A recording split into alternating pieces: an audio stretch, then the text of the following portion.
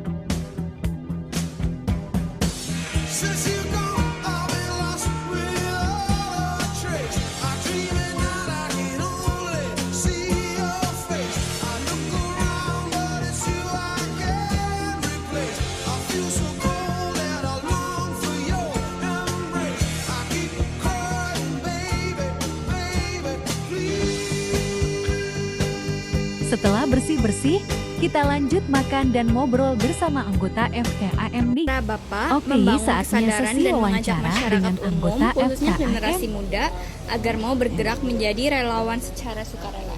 Iya. Kebetulan kita kan dakwah di zaman sekarang kan butuh media lain ya, terutama media sosial.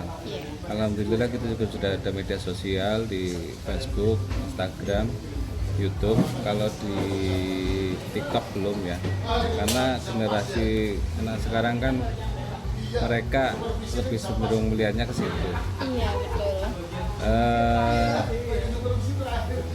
Intinya sih kita merangkul semuanya, dan kalau bisa diceritakan dulu kita juga sebelum kita juga sering kolaborasi Mbak. Dulu pernah sampai ada peserta hampir 100 orang itu anak-anak punk, anak-anak geng motor apa yang terkenal di Jawa Barat itu XTC. Kita juga pernah sering gabung situ. Pernah juga kita kolaborasi dengan ini tahanan LP Brebes, kita juga sering seperti itu. Pernah ya Pak? Pernah seperti itu ya, kita berusaha untuk mengajak kebaikan lah. Insya Allah dengan kita mengajak kebaikan itu pasti mereka jarang ada yang nolak sih. Iya, betul. Cara hati kecil mereka seperti itu. Iya, cukup gitu ya Pak. Oke. Cukup wawancaranya. Sebelumnya, perkenalkan, nama saya Putri Faira Alinisa dari Universitas Pancasakti Tegal. Ingin mewawancarai Bapak tentang bersih-bersih di masjid ini. Yang pertama, apa sih motivasi utama Bapak untuk ikut bergabung menjadi relawan di forum bersih-bersih masjid ini? Sekali lagi, kalau kita bersama dengan relawan-relawan yang ada, ya insya Allah kalau kalian melihat kan yang namanya relawan ya, rela tangi awan endah ya, maksudnya ketika relawan itu kan ya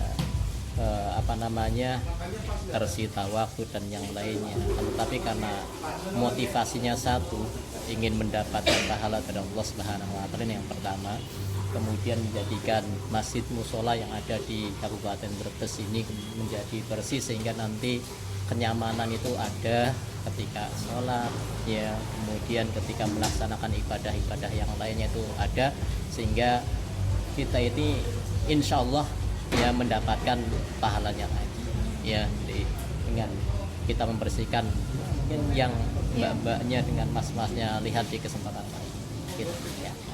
Yang kedua, menurut Bapak pengalaman apa saja yang paling berkesan selama membersihkan masjid lapangan? Pengalamannya itu Insya Allah Alhamdulillah banyak sekali Mbak.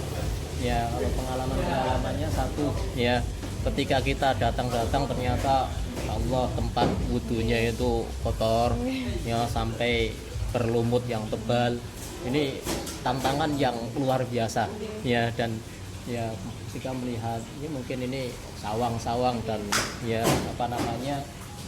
tempat ibadah yang kemudian yang kotor, ini tantangan yang sangat luar biasa, sehingga pengalaman kami itu ya ini unik kadang ya, ketika membersihkan mandi misal kok ini baunya kok ada harum-harum gitu ya, tiba-tiba ternyata di samping di lubang WC, bukan WC tapi lubang comberannya itu ada kotoran manusia. Itu kadang seperti itu ya, itu kan menjadikan ini imen ya, mau diambil sudah istilahnya sudah baunya sudah menyengat, kemudian bisa hancur dan sebagainya, akhirnya mau nggak mau harus dibersihkan ya. Ini tantangan. Jadi ya entah itu di kamar mandi ya, kemudian di lantai-lantai ya, sehingga ya pokoknya dengan tantangan yang ada ini menjadikan aslinya malah kita senang dengan seperti ini ya. Akhirnya ketika yang tadinya kotor menjadi bersih, ini ada semangat yang baru. Alhamdulillah kami tim relawan itu bisa membersihkan di masjid musola yang ada di sekitar sini, yang alhamdulillah mudah-mudahan ya kembali lagi, mudah-mudahan lelahnya kita itu lillah itu. Yang ketiga, apa pesan yang ingin Bapak sampaikan kepada generasi sekarang atau masyarakat yang saat ini masih kurang peduli terhadap kebersihan lingkungan tempat ibadah mereka? Pesannya mudah-mudahan di lingkungan atau di masjid musola yang ada ini, mudah-mudahan remaja atau hari ini yang anak-anak yang seperti mbak-mbaknya, mas-masnya yang ada di sini itu ya diusahakan untuk selalu tanggap dengan ya masjid musola terkhusus kebersihannya, karena ya kalau tidak dari yang muda ya, kemudian yang muda itu nggak tanggap ya, ini kasihan kita melihat orang-orang tua yang kemudian pekerjaannya banyak, kemudian anak generasi muda sekarang ini dengan gadgetnya ya sangat peduli sekali, akan tetapi dengan hal-hal yang kemudian yang untuk kebutuhan pribadi sendiri, terkhusus masjid musola itu kebutuhan pribadi untuk ibadah ya, ini harus peduli juga ya. Harapannya ada pilar-pilar, ada remaja-remaja yang kemudian menjadi peduli, dan mudah-mudahan tidak sampai di sini ya, artinya terus insya Allah.